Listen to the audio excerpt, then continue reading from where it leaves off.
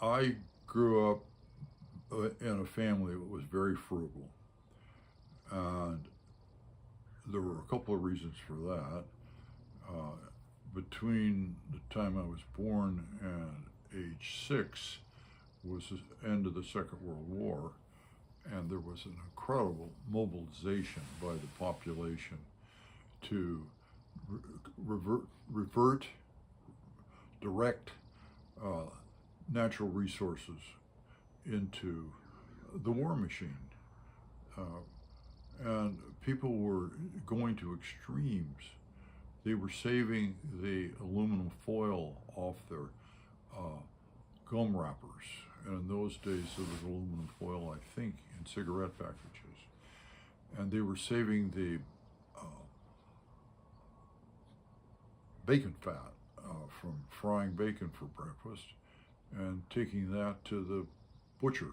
And allegedly, that there were the nitrates in that were used to make gunpowder.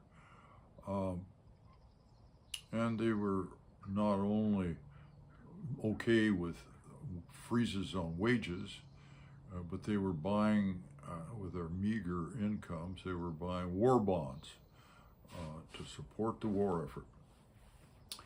Well, there was that. And then there was the year I was born, 1939, the Bonneville Dam began generating electricity, and there was a huge division politically. There's a lot of talk now about the division politically in this country. There was one then about whether we were going to have the electricity distributed in a public way or we were going to have it distributed by corporations, PP&L and PGE. And the people who had a little bit of money that they were saving wanted to buy utility bonds, which had a guaranteed high rate of interest, with the state standing behind the investment.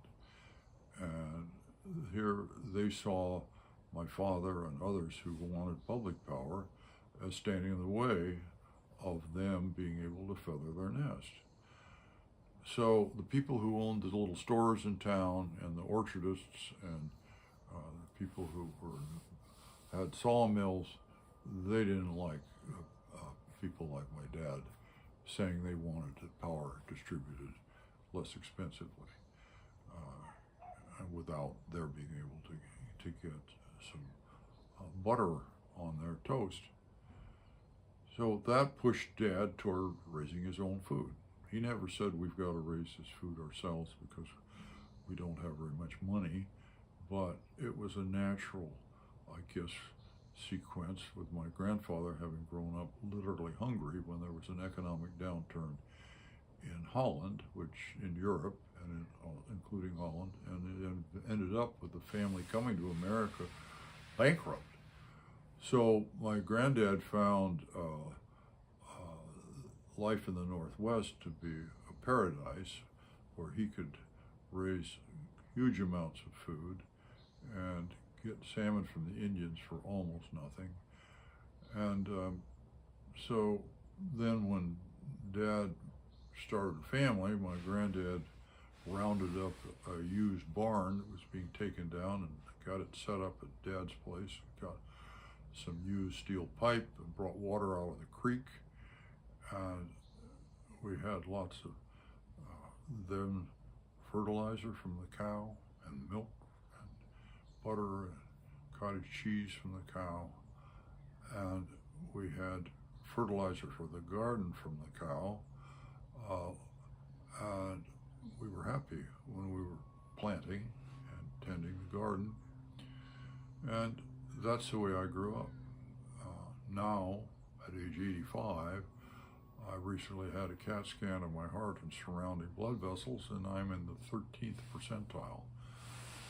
87% of men my age have more plaque in their blood, in their arteries, in their heart than I do, because the garden and the vegetables and the habits of eating vegetables rather than